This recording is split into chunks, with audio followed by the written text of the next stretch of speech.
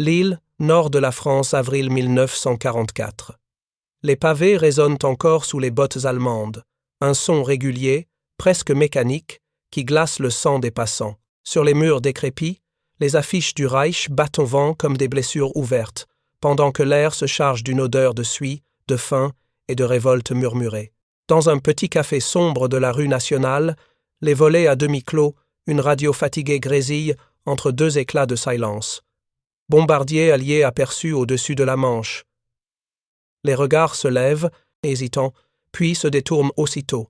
Personne ne parle. Seule la vaisselle qui s'entrechoque rythme la peur. Dehors, les bottes de la Gestapo frappent le trottoir.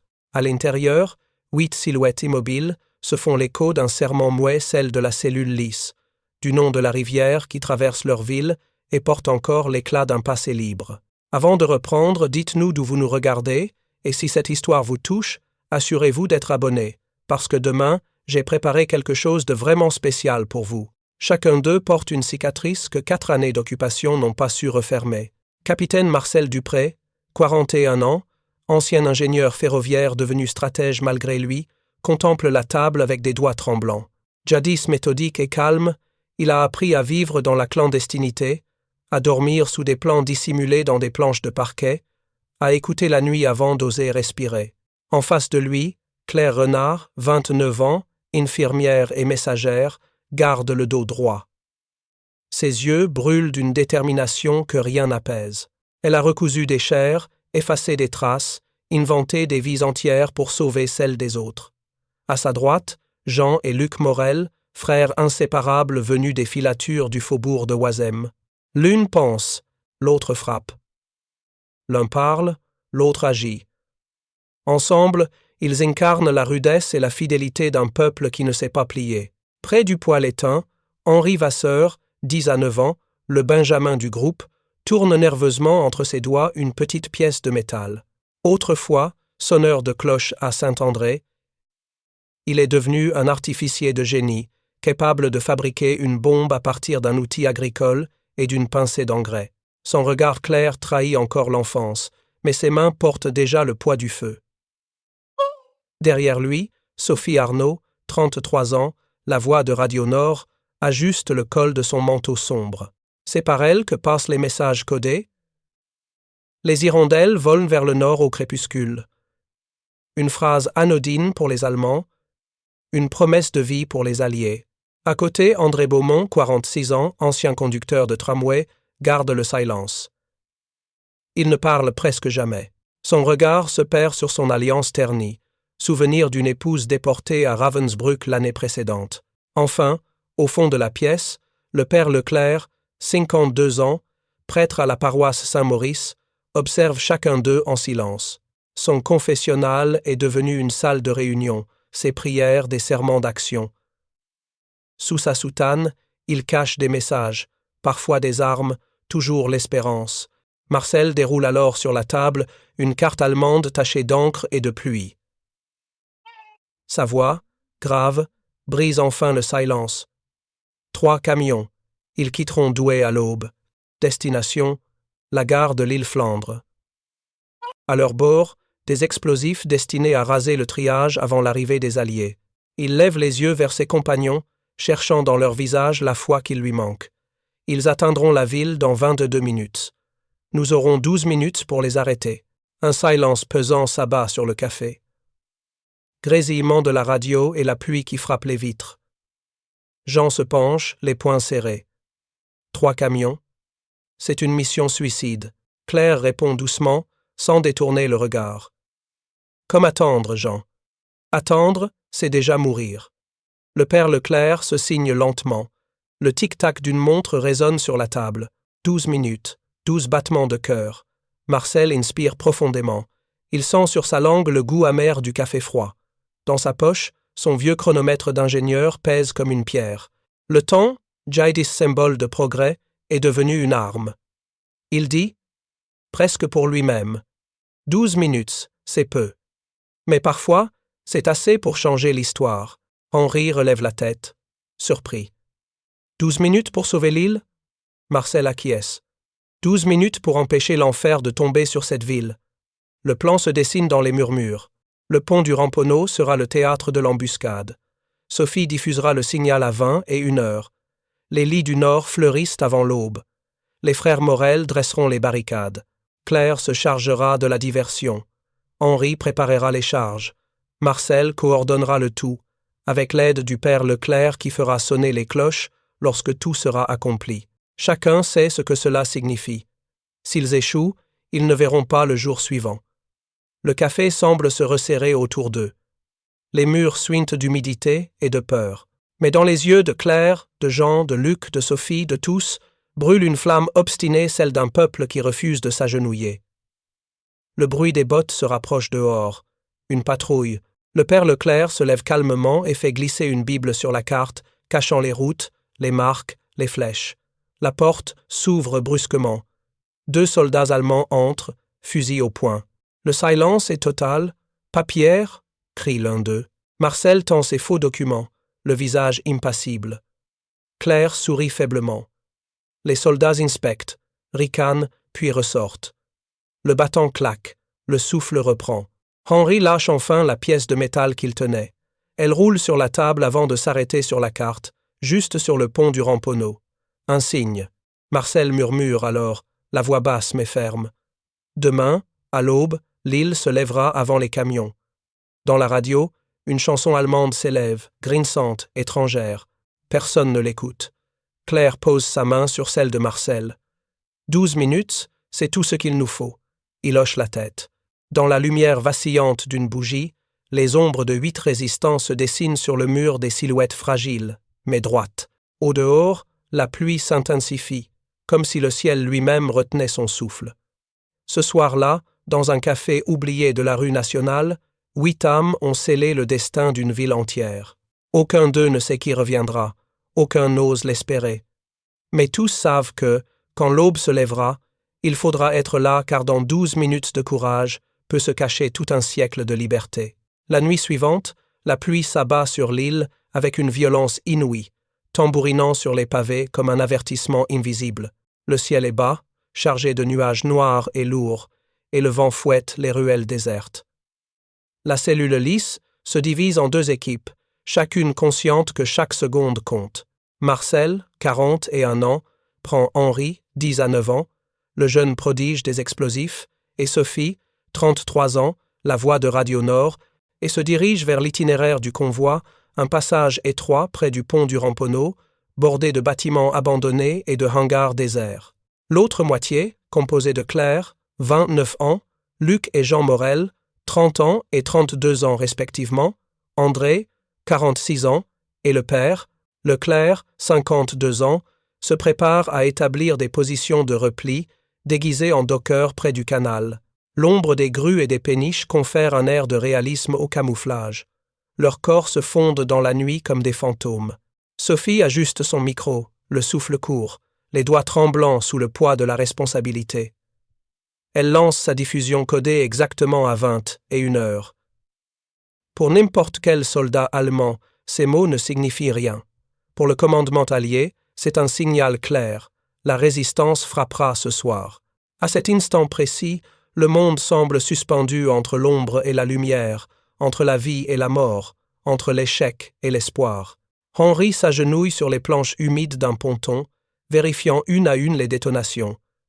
8 petites charges, faites à la main, construites à partir d'engrais et de TNT volés aux entrepôts. Ses mains tremblent, crispées sur les fils et les mèches. Marcel s'approche et pose une main ferme sur son épaule. « Tu les as bien construites. Maintenant, fais-leur confiance. » Henri hoche la tête, presque imperceptiblement. Sa voix s'élève à peine, un souffle dans la tempête. « Et si je ne reviens pas ?» Marcel regarde le clocher de l'ancienne église, à peine visible à travers le brouillard et la pluie battante. Les pierres humides et sombres semblent l'accompagner dans sa réflexion. Alors l'île se souviendra de ton nom. Pendant ce temps, Claire et Luc plantant des barils factices le long du bord de la route, leur souffle formant des nuages visibles dans l'air glacé. Chaque geste est précis, calculé, car ils savent qu'un seul faux mouvement pourrait tout compromettre. L'odeur de la pluie mêlée à celle du diesel et du bois mouillé envahit leurs narines. Au loin, Des moteurs rugissent, lourds et rythmés, la précision allemande tranchant à travers la brume. Luc esquisse un sourire sombre. 12 minutes, Marcel l'a dit. Voyons ce que 12 minutes d'enfer ressemblent. Marcel, à quelques mètres de là, surveille le pont du Ramponneau, ses yeux scrutant chaque recoin de la route humide. Le son de la pluie masque presque celui des moteurs, mais il sait qu'ils approchent. Ses doigts serrent la carte froissée qu'il a portée depuis l'automne précédent. Chaque marque, chaque flèche représente une vie, un sacrifice, un espoir. Il inspire profondément, le souffle visible dans la nuit froide, et répète intérieurement les étapes du plan. Sophie, de son côté, garde le micro prête à envoyer un deuxième signal si les choses tournent mal.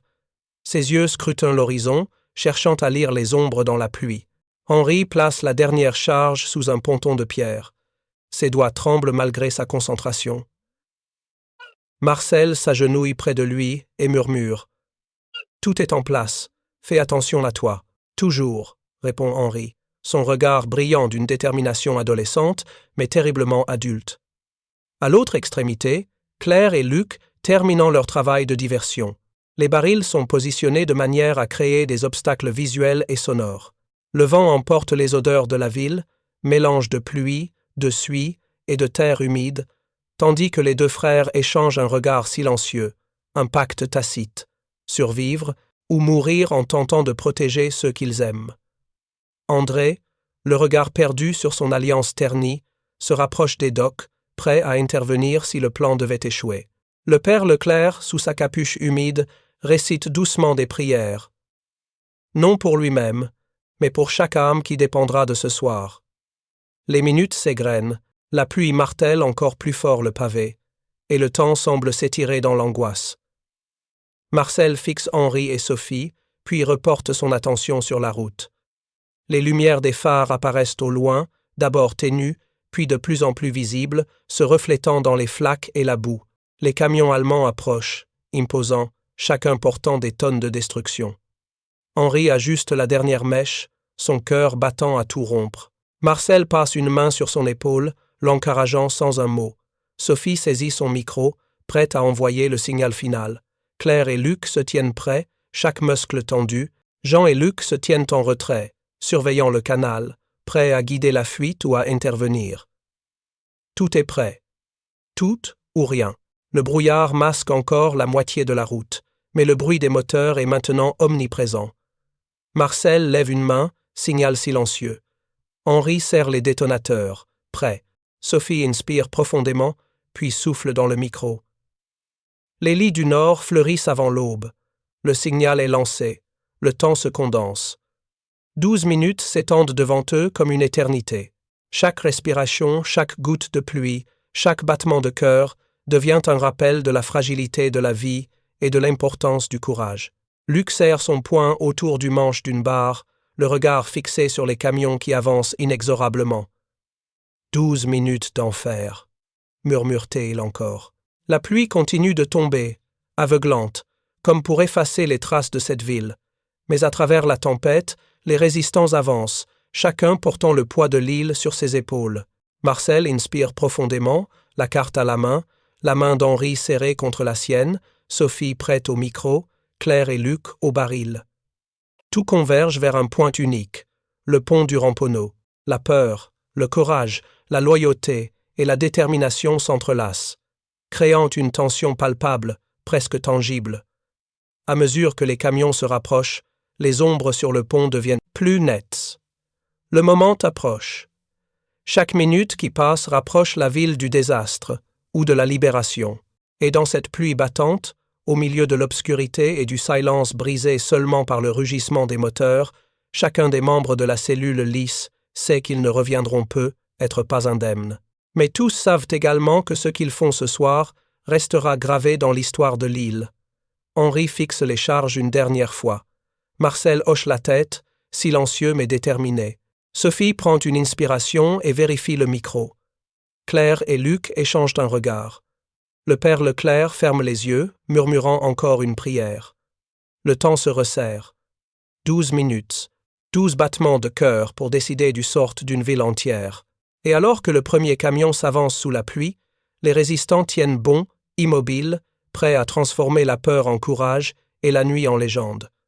0 heure, 0 minute. Les phares perçants, le brouillard épais et humide, se reflétant dans les flaques et sur les pavés noirs et luisants de l'île. 3 camions allemands avancent sur le pont du Ramponneau, imposants et menaçants, escortés par un half-track et 10 soldats armés, leurs uniformes brillants sous la pluie. Chaque camion transporte plus d'une demi-tonne d'explosifs, une masse capable de raser un quartier entier. Sophie, accroupie derrière une barrière de fortune avec son émetteur radio, murmure d'une voix basse et tremblante. Ils arrivent. La pluie ruisselle sur ses cheveux humides, ses doigts agrippent le micro, comme si c'était une bouée de survie. Les minutes semblent s'étirer, chaque seconde se dilatant sous le poids de l'attente et de la peur. 0 heure, 2 minutes. Marcel, 41 ans, sort sa montre de poche usée, la même qu'il possède depuis avant la guerre.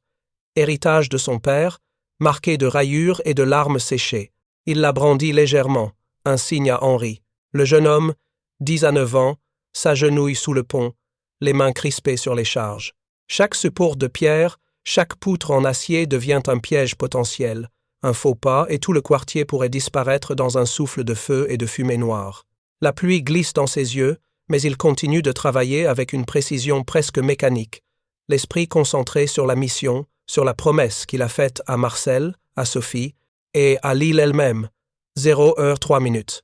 Jean Morel, 30 ans, et André Beaumont, 46 ans, prennent position à l'extrémité opposée du pont, bloquant toute fuite possible avec des barricades volées aux entrepôts voisins. Les planches et les barils, recouverts de boue et de pluie, semblent minimes, mais constituent un mur solide contre l'ennemi. Jean serre son fusil, les muscles tendus, la mâchoire crispée, prêt à tirer au moindre signal.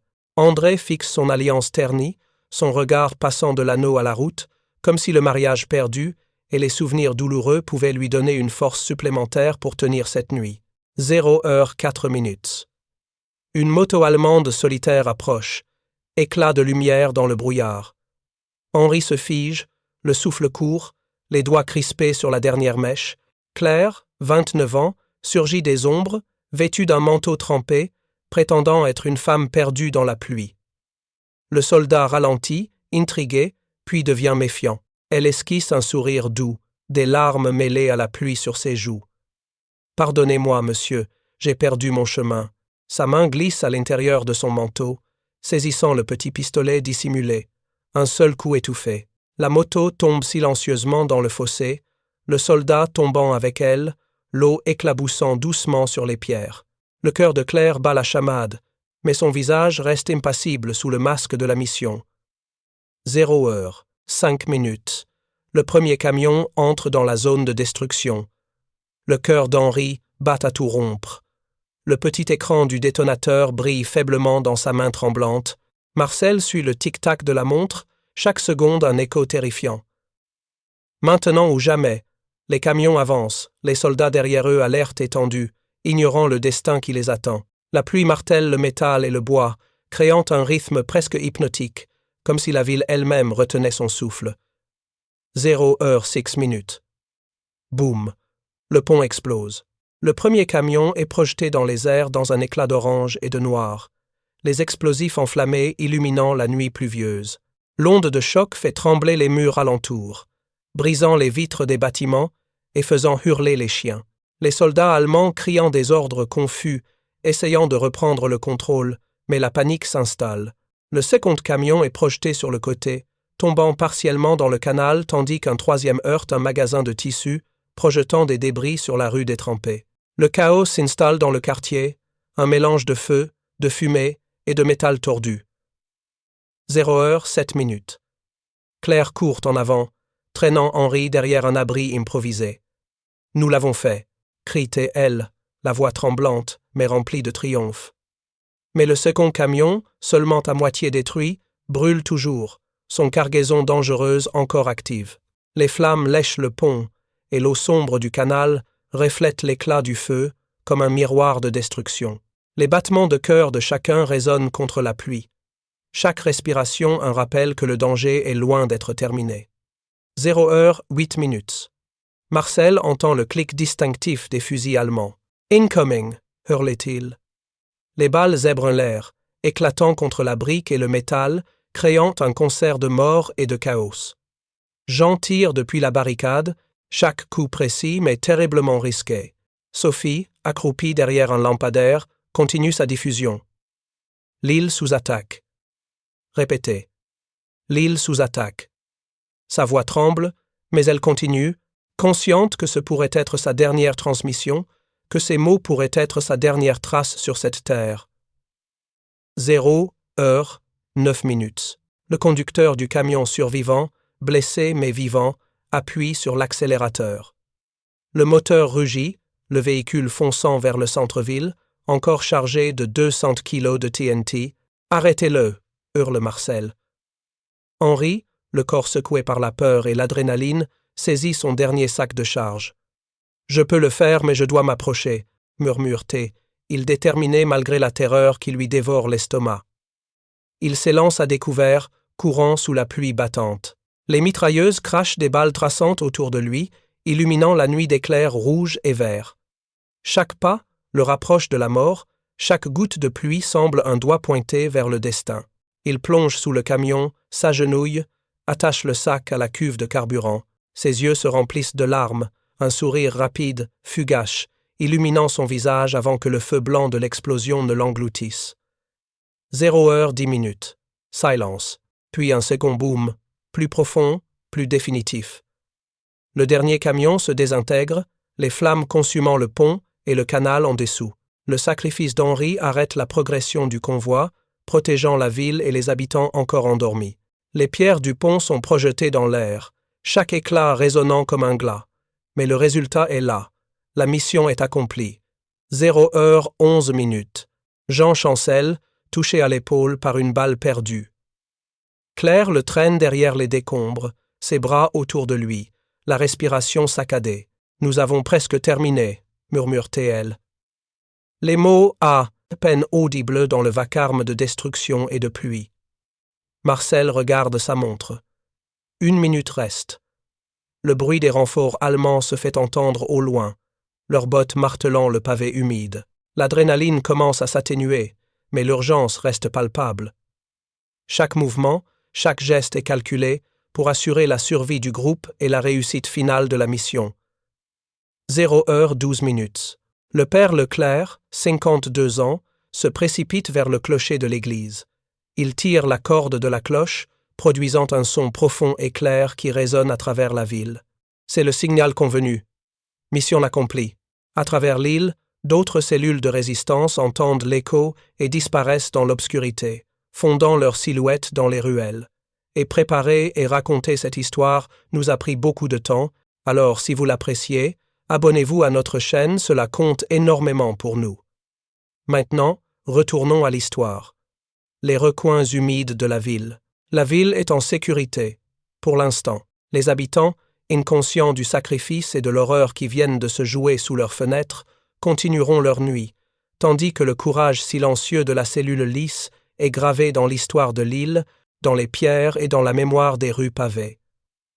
Dans les ruines du pont, Marcel s'approche de Claire et Jean, les yeux fixés sur le feu qui consume les derniers débris. La pluie continue de tomber, lavant le sang et la sueur, mélangeant l'eau et la terre dans une boue épaisse qui enveloppe leurs bottes. Il sent le poids de la victoire et du sacrifice. Henri n'est plus là, mais son nom, son courage et son sourire fugitif resteront à jamais dans leur mémoire. Sophie descend du lampadaire, le micro serré contre sa poitrine, son regard brillant sous la pluie. Ses mains tremblent, non seulement à cause de la peur, mais aussi de la fierté et de l'émotion. André ajuste son manteau trempé et regarde les barricades détruites, le regard tourné vers l'horizon sombre. Jean repose son fusil, la main encore engourdie par le recul. Claire, le cœur lourd mais le visage illuminé par l'achèvement de la mission, reste à ses côtés. Le père Leclerc descend du clocher, les habits trempés et collés à son corps. Ses yeux parcourent le quartier, silencieux, contemplatifs, conscient que chaque pierre et chaque goutte de pluie porte maintenant l'histoire de ce soir. Le pont détruit fume encore, l'eau du canal reflétant les flammes et le chaos d'il y a seulement quelques minutes. Marcel regarde les décombres, le visage fermé mais marqué par l'émotion. Il sait que chaque seconde de ce plan, chaque décision prise dans la peur et la pluie, a sauvé des vies. Il ferme les yeux un instant, se souvenant de Henri et des autres membres de la cellule, des sacrifices consentis et de la promesse tenue envers l'île. À mesure que la nuit avance, les bruits de panique allemande s'estompent, remplacés par le clapotis régulier de la pluie sur les pavés. Le ciel reste sombre, mais un léger frémissement de vent apporte l'odeur du matin, de la terre et de l'espoir renouvelé. Chaque membre de la cellule lisse, trempé, épuisé, mais vivant, respire profondément. La ville a été protégée, même si le prix a été lourd. Le courage et le sacrifice resteront gravés dans les mémoires, racontés plus tard dans des murmures et des récits pour rappeler que la liberté, parfois, exige le don ultime. Acte 4. Après la tempête. Aube à Lille. La fumée s'élevait en volutes épaisses au-dessus des ruines fumantes du pont du Ramponneau, un voile gris qui se mêlait à la brume matinale. Le canal en dessous reflétait un rouge incandescent, comme si la ville elle-même saignait à travers ses eaux sombres. Chaque pierre, chaque éclat de métal tordu portait les cicatrices de la nuit précédente. Les pavés luisants brillaient encore sous les gouttes de pluie qui n'avaient jamais cessé de tomber, et les cloches des églises alentours tintaient par intermittence, leur écho vibrant à travers les rues désertes. Le silence qui régnait entre les explosions et la reprise des bruits de la ville semblait presque irréel, un moment suspendu où la ville pouvait enfin respirer, mais où la mémoire de l'horreur demeurait gravée dans chaque recoin. Sophie Arnaud, 33 ans, avançait difficilement entre les décombres, sa jambe blessée clopinant sur les fragments de bois et de métal. Son manteau était déchiré, couvert de suie et de sang, et ses mains tremblaient en serrant son émetteur radio comme s'il était la seule encre encore attachée à la vie. Sa respiration était saccadée. Chaque inspiration un effort pour ignorer la douleur et le chaos autour d'elle. Elle murmura presque pour elle-même, sa voix rauque par la fatigue et le stress. Ici Radio Nord, les lits ont tenu. Comme si le monde entier retenait son souffle. Sophie savait que chaque mot qu'elle avait prononcé serait entendu par ceux qui pouvaient encore agir, que le message portait à la fois la victoire et le deuil. Elle regarda autour d'elle, les camions allemands approchant lentement sous le soleil naissant, mais leur silhouette était désormais trop tardive. La résistance s'était déjà fondue dans les ruelles étroites, dans les toits et les greniers, disparaissant comme des ombres au sein de la ville endormie. Marcel Dupré, 41 ans, s'était réfugié dans une ancienne station de tramway abandonnée, ses mains tremblantes, le souffle court. Il serrait contre lui le carnet calciné d'Henri Vasseur, 10 à 9 ans, dont la couverture avait été partiellement consumée par l'explosion. À l'intérieur, des croquis du pont, des charges et même un gribouillage naïf de la rivière Lys trahissaient à la fois l'ingéniosité et la jeunesse de celui qui avait donné sa vie pour sauver la ville. Marcel posa le carnet sur ses genoux, ses yeux se remplissant de larmes qu'il refusait de laisser tomber. Il murmura, presque dans un souffle, « Tu les as sauvés, mon garçon. » La lumière pâle de l'aube se frayait un chemin à travers les fenêtres cassées et les murs fissurés de la station. Marcel observait le ciel, où les nuages s'écartaient lentement, laissant passer des rayons de soleil qui reflétaient sur l'eau encore rougeâtre du canal.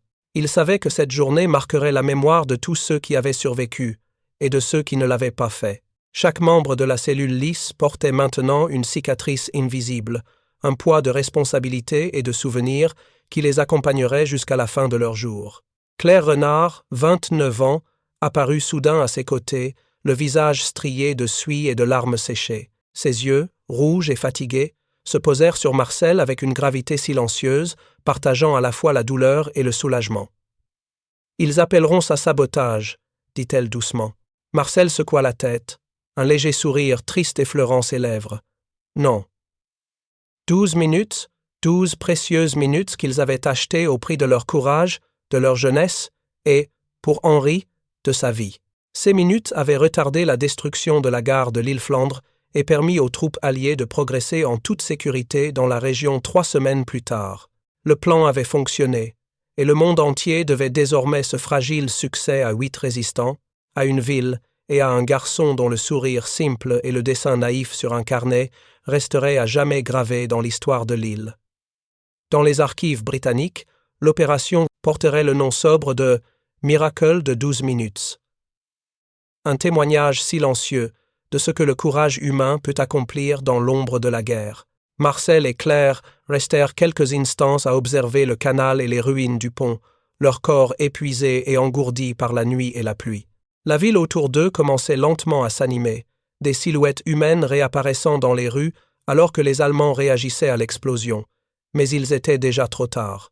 Les bâtiments détruits projetaient des ombres étranges sur les murs voisins, créant un paysage surréaliste à mi-chemin entre la réalité et un cauchemar éveillé.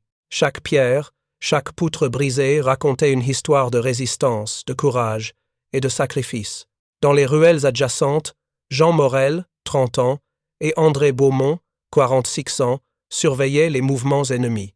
Jean, blessé à l'épaule, avait bandé sa blessure avec des chiffons trempés, et chaque pas lui rappelait la fragilité de la vie. André, silencieux et concentré, gardait son regard fixé sur les rues ouvertes, son alliance ternie étincelant dans la lumière naissante.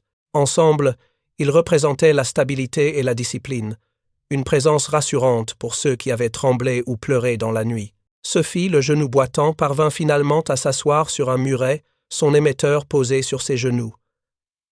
Elle essuya la sueur et la pluie de son visage, regardant le ciel devenir progressivement plus clair. Les mots qu'elle avait transmis la veille, codés et obscurs pour l'ennemi, avaient résonné à travers les airs, touchant les alliés et protégeant les vies innocentes. Dans un murmure, elle prononça le nom d'Henri, et un frisson parcourut son échine. « Tu as tenu la ville, et tu as tenu nos cœurs. » Au fur et à mesure que la lumière du matin se faisait plus vive, la ville de Lille reprenait lentement vie.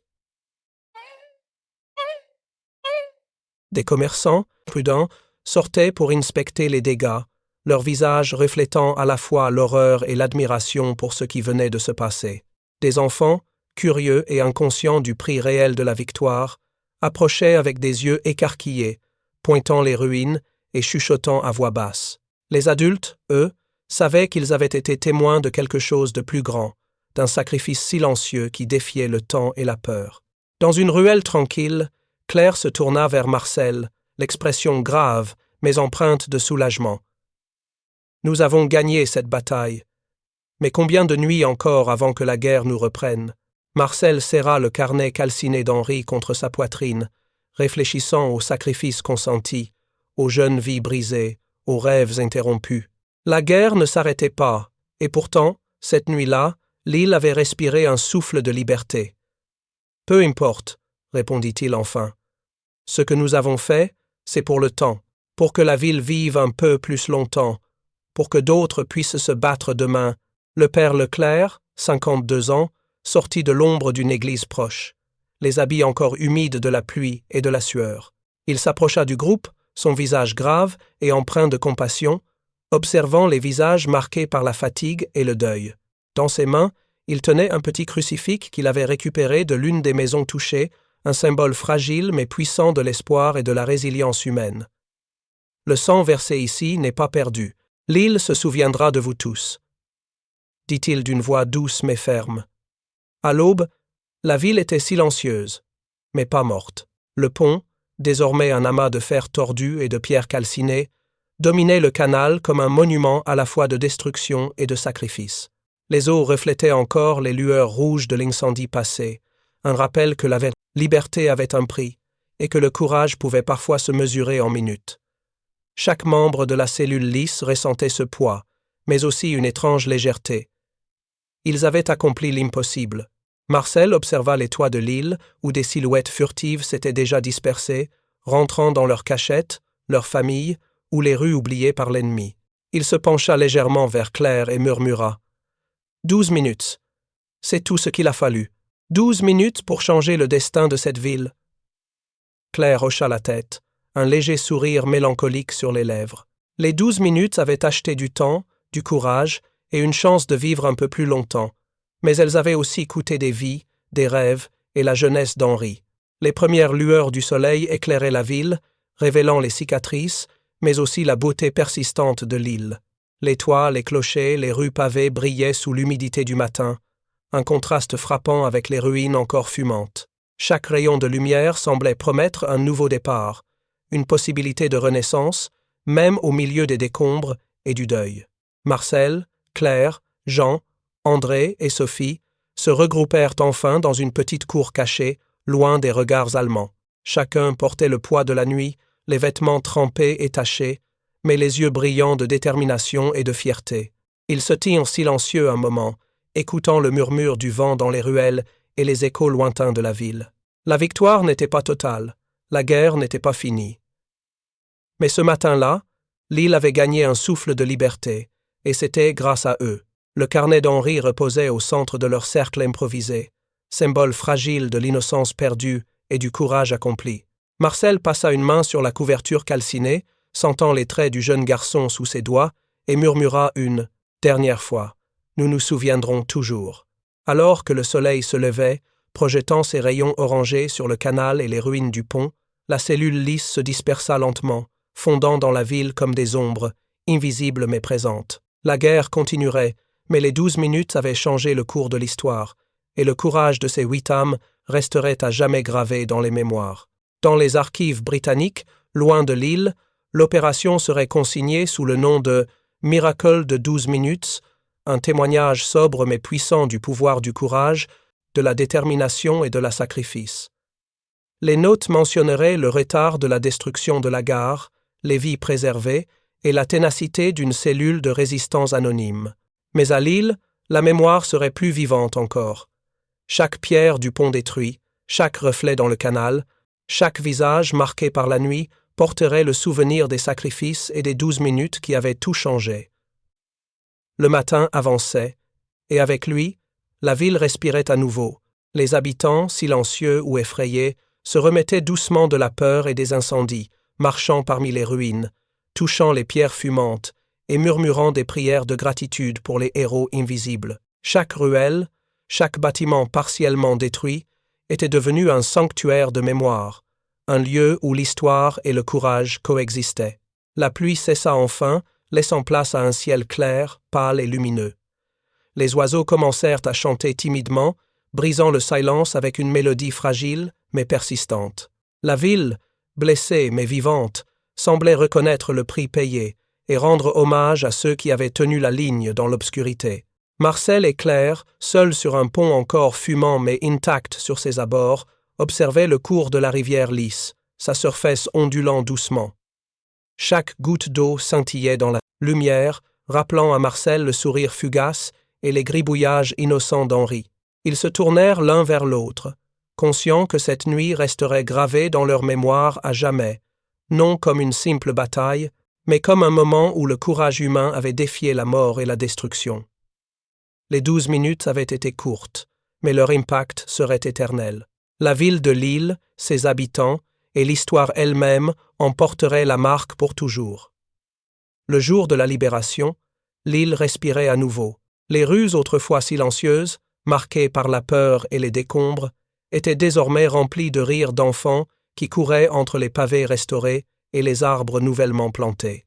Les trams roulaient régulièrement, leurs cloches tintant avec un rythme familier, résonnant à travers les avenues rénovées, et les clochers des églises lançaient leur mélodie dans l'air frais du matin. Au-dessus du pont du Ramponneau, désormais réparé, brillait une nouvelle plaque, fraîchement posée, gravée avec des lettres dorées qui capturaient la lumière du soleil levant. Le message, sobre mais chargé de sens, disait « Aux 8 qui se sont tenus contre la tempête, ils nous ont acheté 12 minutes, ils nous ont donné l'éternité. » Claire Renard, maintenant âgée de 70 et 1 an, avançait lentement vers la plaque, soutenue par une canne en bois verni, polie par les années et les mains qui l'avaient portée.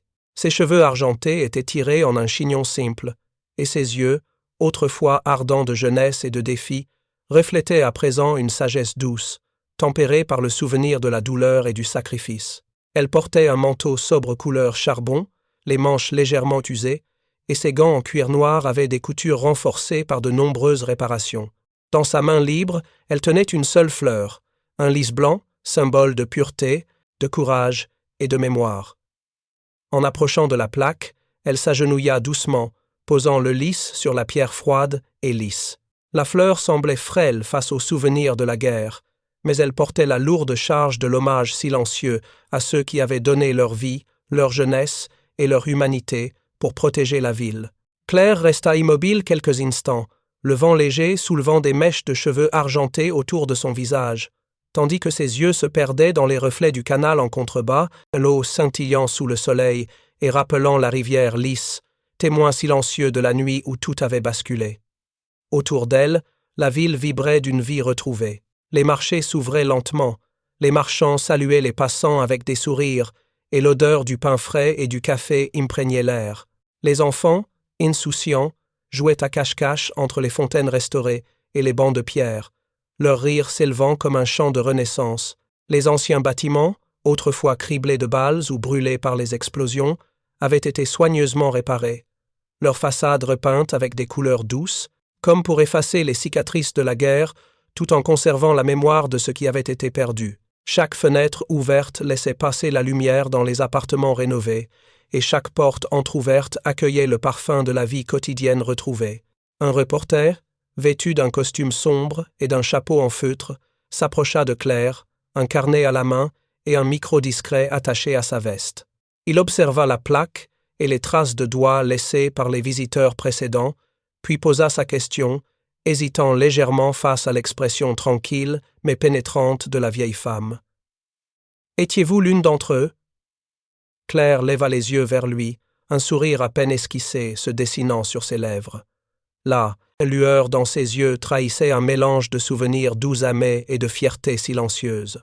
« L'une de qui » répondit-elle calmement, sa voix légèrement rauque mais claire.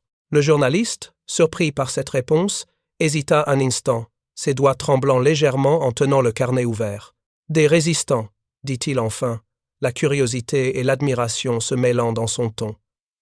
Claire détourna son regard vers le pont, là où la brume matinale s'accrochait encore aux eaux calmes de la rivière lisse. Les souvenirs de cette nuit fatale, de l'explosion, de la peur et du sacrifice, revinrent en elle comme un souffle que le temps n'avait jamais pu effacer. Elle resta silencieuse quelques secondes, laissant ses yeux suivre le cours de l'eau, immobile, le vent caressant doucement son visage. Puis, dans un murmure, presque pour elle-même, mais entendu par le reporter, « Je n'étais que quelqu'un qui a refusé de regarder le monde brûler. » Le reporter nota ces mots, fasciné par la force tranquille de la femme devant lui. Il observa le pont, les rails reconstruits, le bitume intact, et imagina les 12 minutes précieuses qui avaient changé le destin de l'île.